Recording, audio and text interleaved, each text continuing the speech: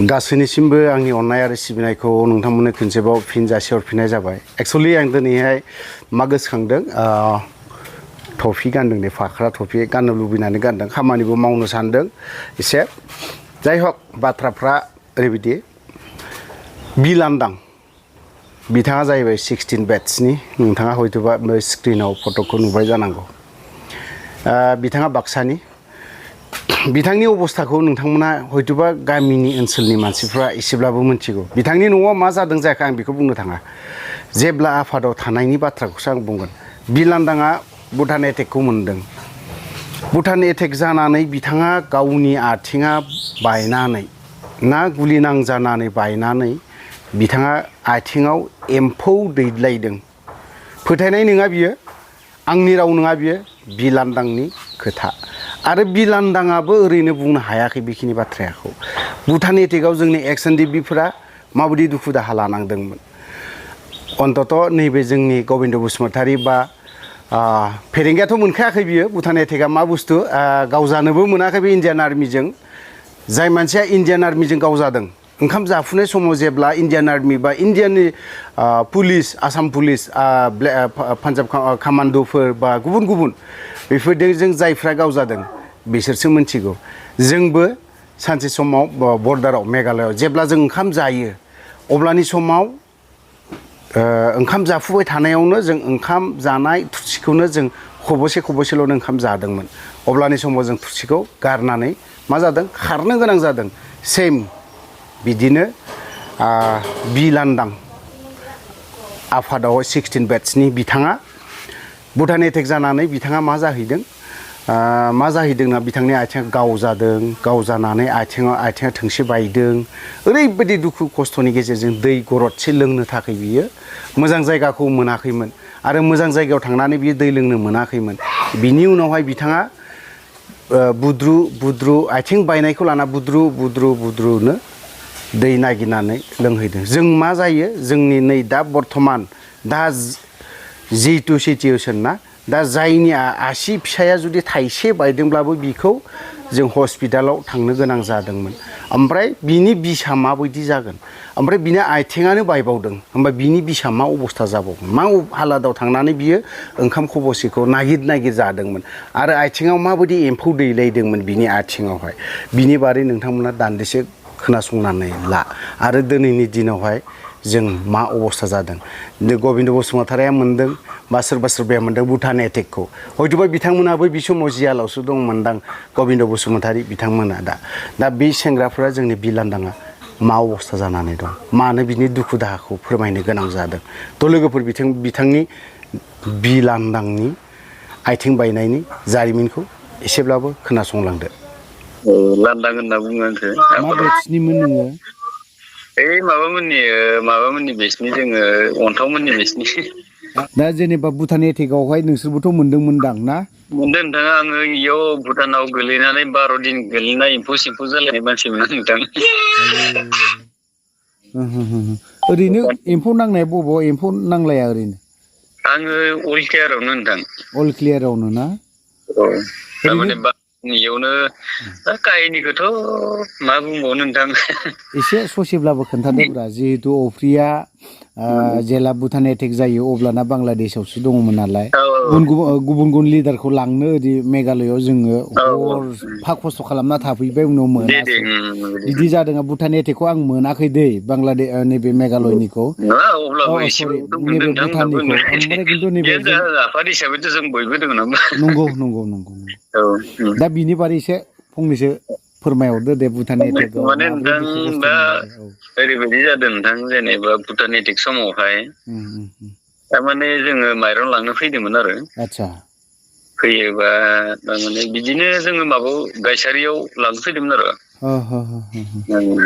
ओमफ्राय लांनो फैयोबा दा बिदिनो खालि टाइमाबोथ' इसोरनि माबायाथ' डिसेम्बरनि माबामोन नालाय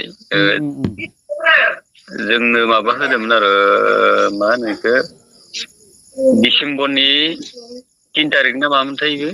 औ डिसेम्बर 3 थारिख ना मा इफोरबायदि आरो। दा माबामोनथाय जायखिजाया गोजां बोथोरमोन आरो इयो। औ नंखागौ। औ ओमफ्राय जोङो फुंनि 10ता बाजा बेयाव जोंखौ मोनसे लोगोबो मोनदो ट्रेनिं सेन्टाराव आर्मिफोरा औ मोनोबा बेयावहाय जोङो मोनसे रेसन लानो फैदोंमोन आरो रेसन लांनो फैयोबा मथा-मथि फुंनि 10ता बाजा बे 10ता बाजायावहाय जोंखौ मोनसे माबा लोगो मोनदो जोङो क्रसिं जालायदो इसोरदो जोंदो रायलायदोबो ओमफ्राय जोंखौ सोंदो नोंसोर बहा थाङो होननानै ओमफ्राय जों रेसन लायनो थांनि जोंथ' मा जागोन बेखौ जों मिथिया नंखागौ ओमफ्राय आंनि दा हाथियारजोंनो जोंनि लोगोफोराबो जेनेबा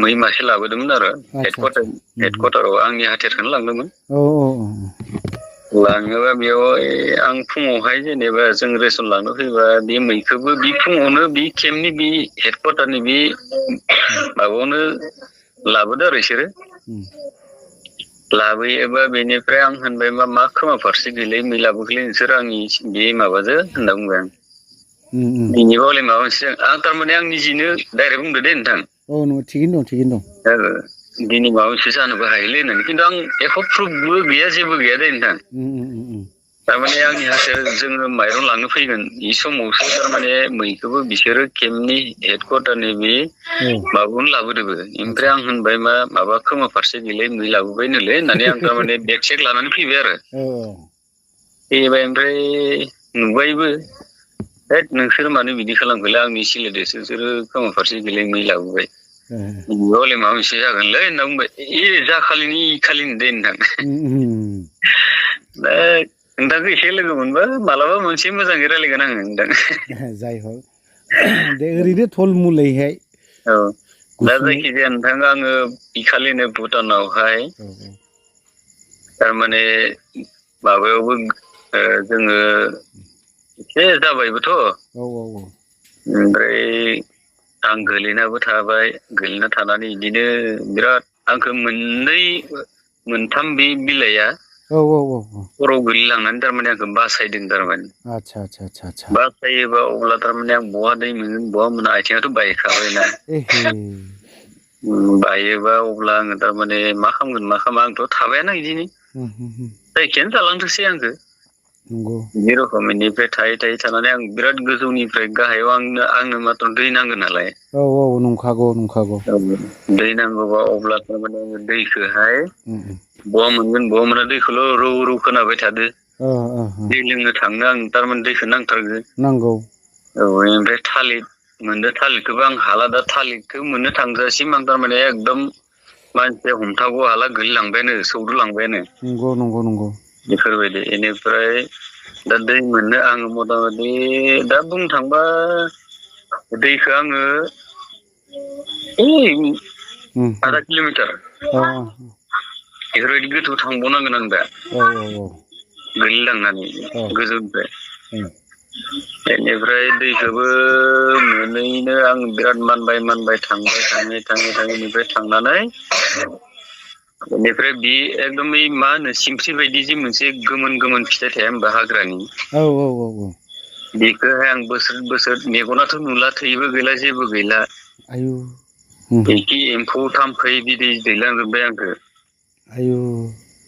दैलांनानै बेनिफ्राय आङो नुस्लाबा ओरैनो बोस्रोद बबेबा गुरि मोनबाय बेखौनो गप बेफोरबायदि जाबाय आरो आं जानानै ओमफ्राय गावनि ड्रेसाथ' थाम्फै बिदै गोजा एम्फौ गोजा दा बेखौ आं खुनानै थारमाने दन्दर सिङाव हाबना बे जि बुस्थु फिथाइखौ जादों आं बे बिफांखौनो बोख्लायना लानानै आन्दो खालामना लादो ओमफ्राय अन्थाइ दैनि जिथु माने माबा जाम्फै नुनायखौ बे दै गबोनाय बे जाम्फैनि बे दैयाथ' गैखाया ओमफ्राय अन्थाइखौ थरसे हाया बोखांना लाना दैया एसे मोनबाय बेखौनो लोंबाय थाबाय आङो लोङै बेनिफ्राय थाबाय थानानै बेनिफ्राय गस्ला खुना बेयावनो सोमबाय बेयावनो सुस्राबाय दा आंथ' उफाय गैया आं सेबनोबोथ' हाला बेनिफ्राय लंपेन्ट गस्ला सुनाय दा गिन्जिखौबो बिदिनो दोनबाय ओमफ्राय सान्दुं गैया मा गैया बिदिनो फोरानना दोनदो आरो आं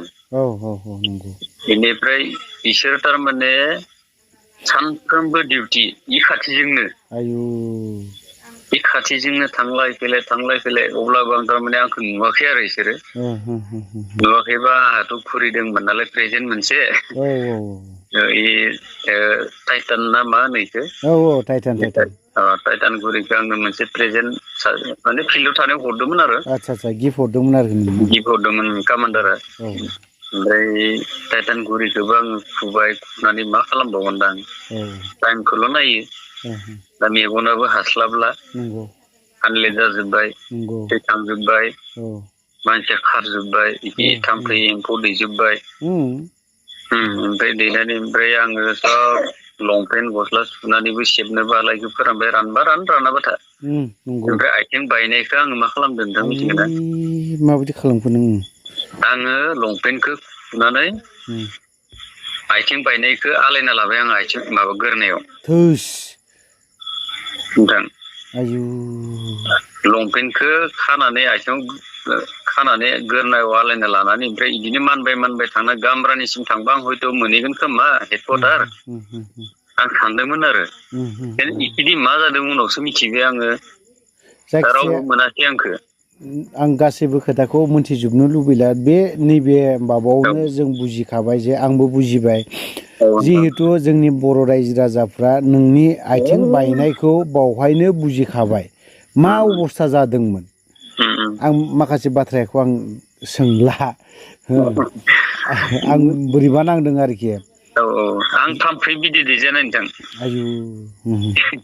एम्फौबो थाम्फै बिदैबो एम्फौआबो जि बायसा गिदिर जालांदो आरो इखि आथिं बायनायखौबो लानानै आं हाजोआवनो मानबाय मा मोनगोन मा मोना नंगौ गंगारफोराबो बे पाइप माखासेखौ सब बस'ना गालांनाय बेखौबो दै बोयो दुनियानि मेला गेग्ला हाया ओमफ्राय बिसोर मा समाव फैया इ डिउटिखौ नायनानै आङो हाग्रा सिं एब्लेन थायो हारसिंनो बेनिफ्राय ओंखारनानै ओमफ्राय दाथ' मानबायनो हाला आथिङा फारसेयाथ' गैखाला बेनिफ्राय मोनसे जेनेबा बिसोरनि बन बायदि लावथि मोनदो आरो नोङो जायखिजाया लांदां होननानै नोंथाङा एसे माबा होबानो मोनगोन दे बाक्सा एरियायाव नों अरिजिनेलि बहानि आङो नै बाक्सानिनो नोंथां जायखिजाया बरबरियावनो आंनिया जायखिजाया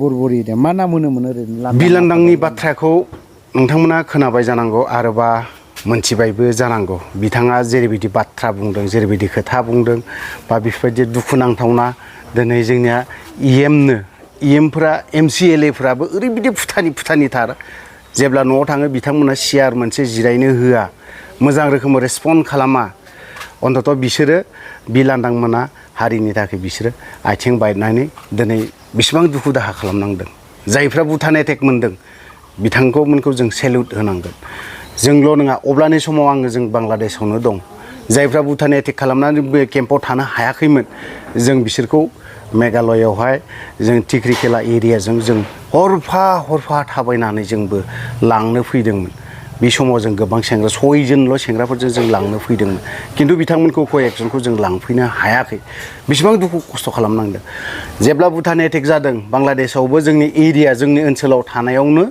जोंबो थानो हायाखै सोरनाव थानांदों सिलाइखौ गंथाम गंब्रै बाना लाना खारनानै जोङो सोरनिबा न'आवहाय सिलाइ थुथाबनानैब्लाबो जों ओंखाम खबसेनि थाखाय बिना जाहैनो गोनां जादों जोंबो जादों बाहेराव अन्तत जोंखौ बांला आर्मिफ्रा गावाखै बेल'नो गावनाय मोनबा जोंबो मा जागौमोन जों बेखौ बुंस'नो हाया बांलादेशआव जोङो गुलि थरसेबो बेरहोनो हायामोन गामि ओनसोलावहायसो थायोमोन नालाय जोंबो बेफोरबायदि थ' लोगोफोर बिथां बिलान्दांनि जिखिनि बाथ्रा बुंनाय जिखिनि आथिं बायनाय गावनि दुखु दाहा बेखौ खोनाबाय जानांगौ आं बिदिखौ बारा गोलाव खालामनो सानाखै बेवहायनो दोनथ'बाय जय बर' हारि